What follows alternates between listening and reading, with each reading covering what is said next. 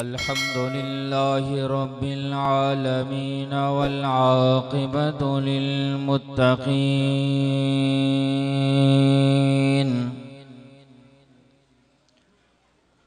वस्सलातु वस्सलामु अला अशरफिल अंबियाइ वल मुरसलीन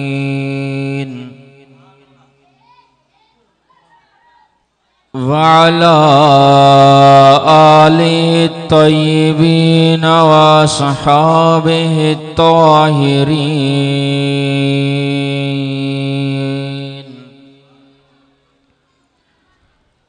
अम्मा बअदु फ़अऊज़ु बिल्लाहि मिनश शैतानिर रजीम।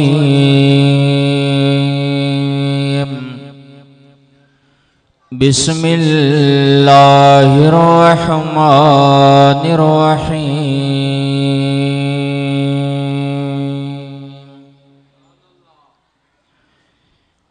या अय्युहर रसूल बल्लिग मा उन्ज़िला इलैका मिर रब्बिक व इल्लम तफ़अल फमा बल्लग़्त रिसालतहु वल्लाहु यासिमुका मिनन नास। वक़द क़ाल नबिय्यु सल्लल्लाहु अलैहि वसल्लम अल जन्नतु तश्ताक़ु इला अर्बअति नफ़रिन तालिल क़ुरआन व हाफ़िज़िल लिसान व मुतइमिल जिआन व साइम फ़ी शहरि रमज़ान। सदक़ल्लाहुल अलियुल अज़ीम व सदक़ रसूलुहुन नबियुल उम्मियुस सादिकुल अमीन व नहनु अला ज़ालिका लमिनश शाहिदीन वश्शाकिरीन वल्हम्दुलिल्लाहि रब्बिल आलमीन। या इलाही हमें आमिले कुरान कर दे, फिर नए सिरे से मुसलमान को मुसलमान कर दे। वो पैगंबर जिसे सरताजे रसूल कहते हैं, फिर उस नबी की उम्मत को ताबिए कुरान कर दे। गुमराह न मिलेगा तुम्हें कोई शैतान से बदतर, और हादी न मिलेगा तुम्हें कोई कुरान से बेहतर। इन्नल्लाह व मलाइकतहु युसल्लूना अलन नबी या अय्युहल्लज़ीना आमनू सल्लु अलैहि व सल्लिमू तस्लीमा। दिल जी मोहब्बत सां दुरूद शरीफ। अल्लाहुम्मा सल्लि अला मुहम्मदिन व अला आलि मुहम्मद कमा सल्लैता अला इब्राहीम व अला आलि इब्राहीम इन्नका हमीदुम मजीद। अल्लाहुम्मा बारिक अला मुहम्मदिन व अला आलि मुहम्मद कमा बारकता अला इब्राहीम व अला आलि इब्राहीम इन्नका हमीदुम मजीद। मुझा मोहतरम दोस्तों, भाइयों और बुजुर्गों, अज तवाई असाइन पुरानी 70 सालियानी अज़मत कुरान कॉन्फ्रेंस में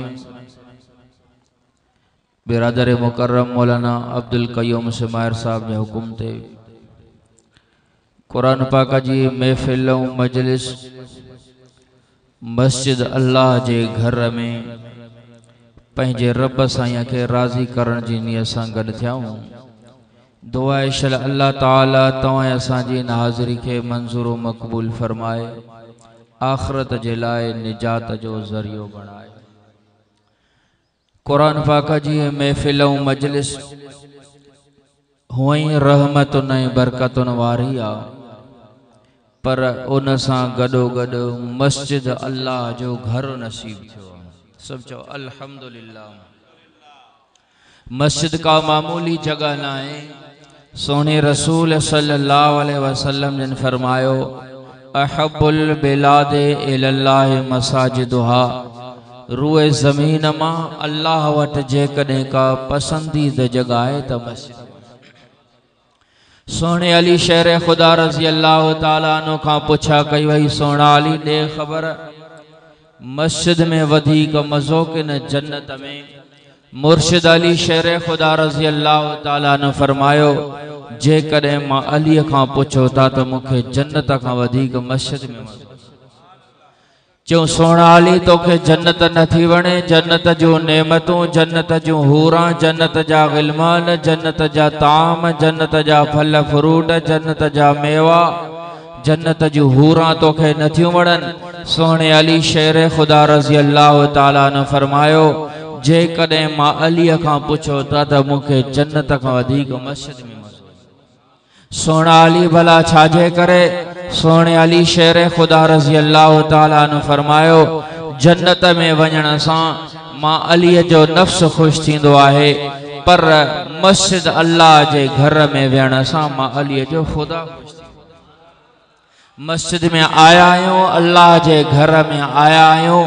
रब पंहिंजे घर में घुरायो आहे, कोई भी पंहिंजी मर्ज़ीअ सां न आयो आहे, रब जी तौफ़ीक़ सां हिते अची करे।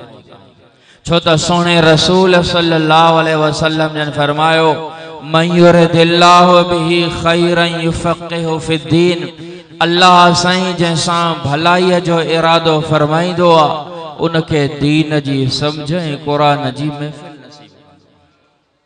ज़ुल्हज जो महीनो हली रहियो आहे। इन ज़ुल्हज जे महीने में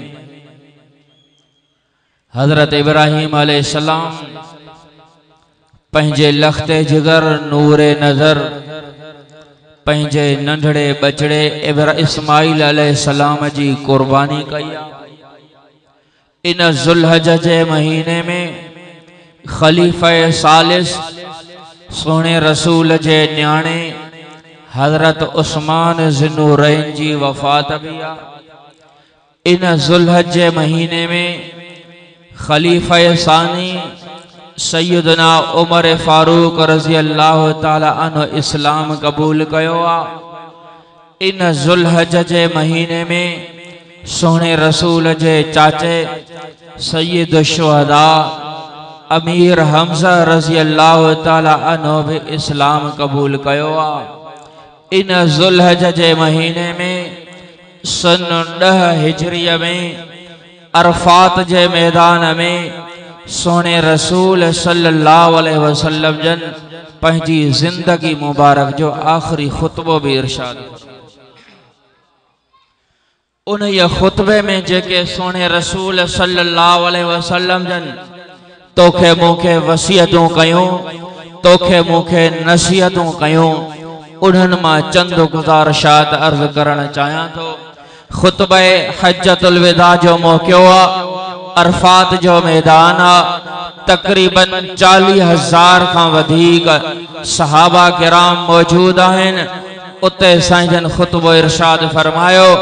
खुतबे में फरमायो, ए मुंहिंजा सहाबियो, ए मुंहिंजा उम्मतियो, थी सके तो आईंदा साल मां ज़िंदा हुजां या न, मां जेके तव्हां खे ॻाल्हियूं करण चाहियां थो उन्हनि खे दिल जे तवज्जो सां ॿुधो, उन जे मुताबिक़ ज़िंदगी गुज़ारजो, उन्हनि ॻाल्हियुनि जे मथां पाण भी अमल कजो। जेके हिते मौजूद न आहिनि, जेके अॼु हिन मजलिस खां ग़ाइब आहिनि, उन्हनि ताईं भी इहो मुंहिंजो न्यापो ऐं पैगाम पहुचाइजो। जेकॾहिं इन ये खुतबे में जेके मां ॻाल्हियूं ज़िक्र कयां थो इन जे मुताबिक़ ज़िंदगी गुज़ारेव, दुनिया में भी कामयाब, कब्र में भी कामयाब, तो हश्र में। सोने रसूल सल्लल्लाहु अलैहि वसल्लम ने फरमाया इन्नल्लाह हर्रम अलैकुम अमवालकुम व इरज़कुम।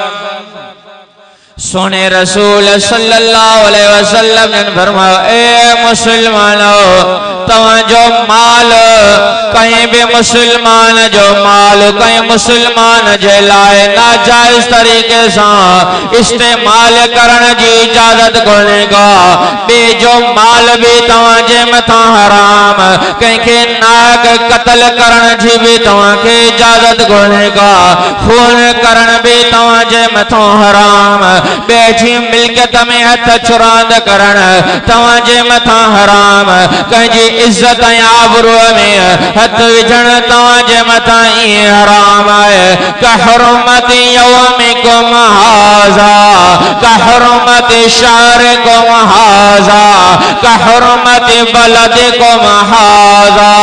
जिया इन इलाके में जिया इन मक्के बाग में खून करण हराम जिया इन दिहाड़े में खून करण हराम जिया इन महीने में खून करण हराम ये कहीं भी मुसलमान जे जान में इज्जत में माल में हथ विझण ताजे मथा हराम था। तने रब फरमायो इन्नमल मोमिनूना इख्वा ए मोमिनो तवा सब पाण में भाइर आयो पाण में हिक थी करे रहो। सोने रसूल सल्लल्लाहु अलैहि वसल्लम ने फरमायो इन्ना अबाकुम वाहिद व इन्ना उम्मकुम वाहिद व इन्ना नबियकुम वाहिद।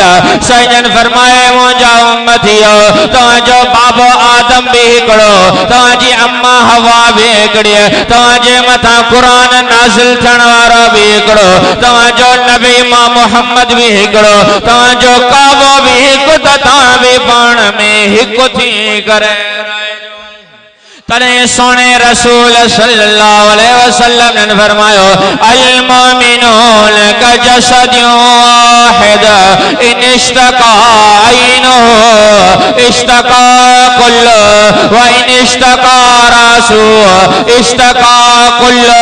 सोने रसूल सल्लल्लाहु अलैहि वसल्लम ने फरमायो मोमिनन मुसलमानन जो मिसाल पाण में ईअं था जीअं हिकु जिस्म हूंदो आहे हिक जिस्म गुर मुसलमान पाण में थी करे रहो पाण में हिकु थी करे जिंदगी गुजारो जिया हिक जिस्म में जेकरे अख के तकलीफ होंदी आ सजो जिस्म बेचैन थी वेंदो आ जेकरे अख मथे में दर्द होंदो आ सजो जिस्म बेचैन थी वेंदो आ। यही तवा मुसलमान हिकु थी करे जिंदगी गुजारो पाण में एक इत्तेहाद जी जिंदगी गुजारो पाण में इत्तेफाक वारी जिंदगी गुजारो। मुसलमान दुनिया जी जिंदगी आरसी जिंदगी अथव दुनिया जी जिंदगी फानी जिंदगी अथव दुनिया जी जिंदगी बेबका जिंदगी अथव। हे अजकल जेको कोरोना जी बीमारी लगी आ इन जिंदगी तो हथ खणाए छड़ियो कोई एतबार कोने को रात बेनसीब थींदी हलाए न कोई एतबार कोने को असर जी नमाज बेनसीब थींदी आ न। मुसलमान जेतिरो थी सके पाण में के इत्तेहाद सां रहो कहीं दुश्मन के मौक़ो न ॾियो पाण में मोहब्बत वारी जिंदगी गुजारो। मौलाना अब्दुल्ला चांजो रहमतुल्लाह अलैह फरमाईंदा हुया ओ मुसलमानो पाण में हिकु थी करे रहो एक इत्तेहाद वारी जिंदगी गुजारो। दुनिया में कैसा न रुसो दुनिया में कैसा कावड़ न कयो दुनिया में कैसा गुस्सो न कयो तव्हांजी कावड़ मरण वारे वक्त वारी वह भी मुसलमानन के परेशान करे छॾींदी आहे। जॾहिं जिस्म मारो निकिरी वेंदो आहे ॼण त इहो मुर्दो असां को कावड़ जी हलियो वेंदो आहे न बाबे सां ॻाल्हाइण जी हिम्मत न अमड़ सां ॻाल्हाइण जी हिम्मत न भाउ सां ॻाल्हाए सघंदो सघंदो आहे, न का वसियत करे सघंदो आहे, न को औलाद सां ॻाल्हाए सघंदो आहे। दुनिया में रुसण चङो कोन्हे को, दुनिया जे छॾण खां पोइ वारो रुसण इहो बि जीअ खे झोरे विझंदो आहे, इहो ई रुसण काफ़ी आहे। दुनिया में रहो त एक इताद सां रहो। त मां अर्ज़ कयुमि सोने रसूल सल्लल्लाहु अलैहि वसल्लम जन जेको 9 तारीख़ ज़ुल्हज जी थे अरफात जे मैदान में खुतबो इरशाद फरमायो, उन खुतबे में ही जुमला इरशाद फरमायो, ए मुंहिंजा उम्मतियो मां त दुनिया छॾियो थो वञा, मां त पंहिंजे हक़ीक़ी मालिक जे तरफ़ राही थो थियां। तरक़्त फीकुम अमरैन लन तज़िल्लू मा तमस्सकतुम बिहिमा किताबुल्लाह व सुन्नती। सोने रसूल सल्लल्लाहु अलैहि वसल्लम ने फरमायो, ए मुंहिंजा उम्मतियो मां त दुनिया छॾियो थो वञा, मां त पंहिंजे हक़ीक़ी मालिक जे तरफ़ राही थो थियां, पर ॿ शयूं ॾेई थो वञा। लन तज़िल्लू मा तमस्सकतुम बिहिमा, जेसी ताईं इन्हनि ॿिन्ही शयुनि खे चिंबड़ी वठंदो कॾहिं बि गुमराह न थींदो। पहिरें नंबर ते फरमाई किताबुल्लाह, अल्लाह जो किताब, अल्लाह जो कलाम कुरान मजीद छॾियो थो वञा, जेसी ताईं इहा कुरान खे चिंबड़ी वठंदो कॾहिं बि गुमराह न थींदो। मुस्लमान अॼु असां कुरान खे छॾे ॾिनो आहे, जंहिंजे करे माल में बरकत कोन्हे का, जंहिंजे करे घर में सुकून कोन्हे को, जंहिंजे करे औलाद ना फरमाल, जंहिंजे करे ज़ाल ना फरमाल, जंहिंजे करे बनी बारे में कोई फ़ाइदो कोन्हे को, काई माल में बरकत कोने का। तने रब फरमायो वमन अरज़ अन ज़िक्री फ़इन्न लहू मईशतन ज़नक़ा। अल्लाह फरमाए मुंहिंजा बाला जे कॾहिं मां अल्लाह जे कुरान खां मुंहुं मोड़ी दे दुनिया जी ज़िंदगीअ मां सुकून ख़त्म करे छॾींदो मां, मईशत तंग करे छॾींदो मां, माल मां बरकत ख़त्म करे छॾींदो मां। ओ मुस्लमान जेतिरो थी सके पाण बि कुरान मजीद पढ़ाओ, पंहिंजे बच्चन खे भी पढ़ायो। तॾहिं सोने रसूल सल्लल्लाहु अलैहि वसल्लम ने फरमायो, जेको मुंहिंजो उम्मती पंहिंजी औलाद खे कुरान मजीद नाज़रा पढ़ाए तो अल्लाह साईं उन जे अबे अम्मा जा सगीरा गुनाह माफ़ करे छॾे। सोने रसूल सल्लल्लाहु अलैहि वसल्लम ने फरमायो, जेको मुंहिंजो उम्मती पंहिंजी औलाद खे पुट हुजेसि या न्याणी कुरान मजीद याद कराए तो, जॾहिं महशर जो मैदान थींदो जाते नफ्सा नफ्सी जो आलम हूंदो, भाव भाव खां बेज़ार हूंदो, ज़ाल मुड़स खां बेज़ार हूंदी, मुड़स ज़ाल खां बेज़ार हूंदो, अबो अम्मा औलाद खां बेज़ार हूंदा, औलाद अबे अम्मा खां बेज़ार हूंदी। इन महशर जे मैदान में सोने रसूल सल्लल्लाहु अलैहि वसल्लम ने फरमायो, अल्लाह जे तरफों मलाइकन के हुक्म थींदो, ओ मलाइक जन मुंहिंजे बालन पंहिंजी औलाद के कुरान मजीद याद करायो, उनके प्रोटोकॉल सां, उनके एहसास ऐं इकराम सां मां अल्लाह जी बारगाह में पेश कयो। उन ये कुरान मजीद याद करण वारे जे अबे अम्मा जे आडो भी मलाइक होंदा, पोयां भी मलाइक होंदा, सजे भी मलाइक होंदा, खबे भी मलाइक होंदा। सोने रसूल सल्लल्लाहु अलैहि वसल्लम ने फरमायो, उन ये कुरान मजीद जे याद करण वारे जे अबे अम्मा जे चेहरे में अल्लाह साईं एड़ो तो नूर पैदा फरमाइंदो, उन जो चेहरो एडो तो चमकंदो, उन जे चेहरे में एडी तो रोशनी होंदी जेका दुनिया जे चोॾींहं जे चंड में भी रोशनी।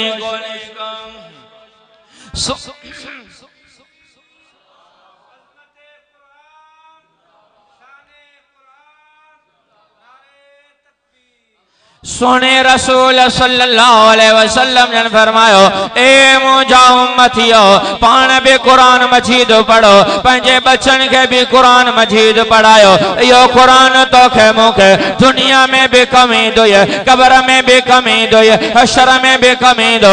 तॾहिं सोने रसूल सल्लल्लाहु अलैहि वसल्लम ने फरमायो, ए मुंहिंजा उम्मतियो, जेकॾहिं तव्हांजी दिल घुरे अहिड़े शख्स जी ज़ियारत कयो जेको अल्लाह जो वली हुजे, अल्लाह वारो हुजे, अल्लाह जो बरगुज़ीदा बानो हुजे। सोने रसूल फरमायो, कुरान वारे जी ज़ियारत कंदो कर, इहे कुरान वारा ही अल्लाह वारा।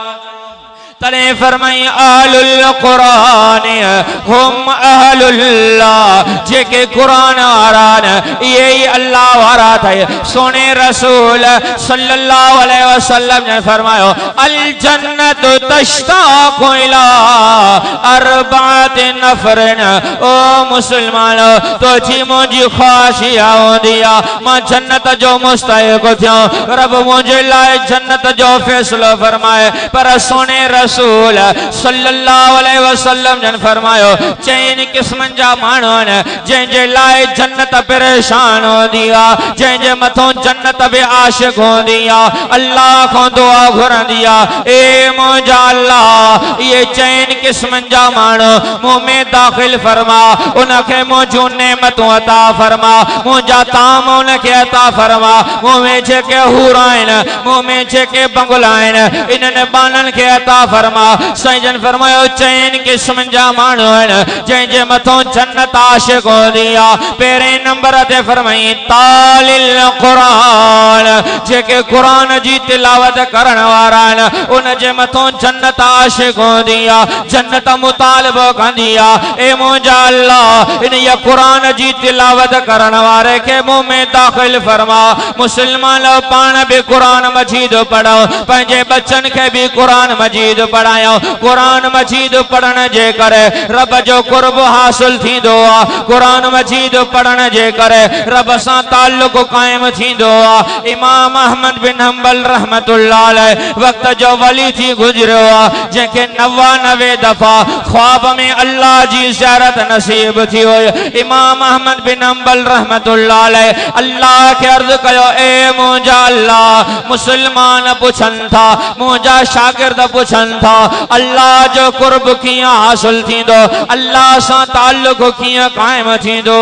अल्लाह फरमायो, ओ अहमद बिन हंबल, पंहिंजे शागिर्दन खे ॿुधाए, मुंहिंजे बानन खे ॿुधाए, कलमे पढ़ंदड़ मुसलमानन खे ॿुधाए, जेकॾहिं मां अल्लाह जो कुर्ब हासिल करण चाहियो था, मुंहिंजो कुर्ब हासिल थींदो बिकलामी, मुझे कलाम कुरान मजीद सा कुर्ब हासिल थींदो।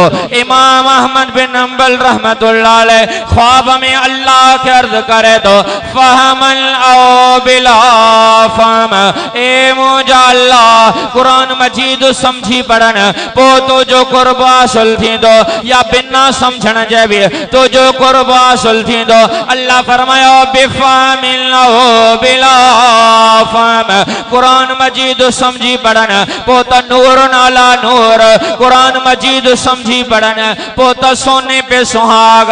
पर रब फरमायो, आओ बिला फहम, जे करें कुरान मजीद बिना समझण जे पढ़ंदा तॾहिं भी मां अल्लाह जो कुर्ब हासिल थींदो। मुसलमानो, जेतिरो थी सके रोज़ानो इन कुरान जी तिलावत कंदो कर, हिकु सिपारो रोज़ानो पढ़ंदो कर। जेकॾहिं हिकु पारो नथो पढ़ी सघे, अधु पारो तिलावत कंदो कर, अधु नथो पढ़ी सघे एमी पढ़ंदो कर, पैकेज ॾियण थो अचाए। जेकॾहिं इहो बि नथो थी सघे, कुरान मजीद जो हिकिड़ो रुकू पढ़ंदो कर। मां यकीन सां चवां थो, जेकॾहिं रोज़ानो हिकु रुकू जी तिलावत कंदासीं तॾहिं बि रब गुमराही खां बचाए करे हिदायत वारे रस्ते ते हलाए। तने आलिमन लिखियो है खमसुम मिनल इबाद पंजन शयन जो दिसण बि सवाब अथई उन्हनि मां हिकिड़ी जे बारे में फरमाई अन्नज़्रु इलल मुसहफ़ कुरान मजीद पढ़ण त वॾे अजर ऐं सवाब जी ॻाल्हि उन जे अहकामनि खे पढ़ण उन जे अहकामनि जे मुताबिक़ ज़िंदगी गुज़ारण वॾे अजर ऐं सवाब जी ॻाल्हि आहे पर फरमाई अन्नज़्रु इलल मुसहफ़ कुरान जो दीदार करण भी वने अजर ऐं सवाब जी ॻाल्हि बस साईं जन में अची विया आहिनि मां जेको चुम अल्लाह सही मंज़ूर मक़बूल फरमाए अॼु अज़म कर इंशाअल्लाह पाण बि क़ुरान पढ़ंदासीं पंहिंजे बच्चनि खे बि पढ़ाईंदासीं व आख़िर दावाना अनिल हम्दुलिल्लाह।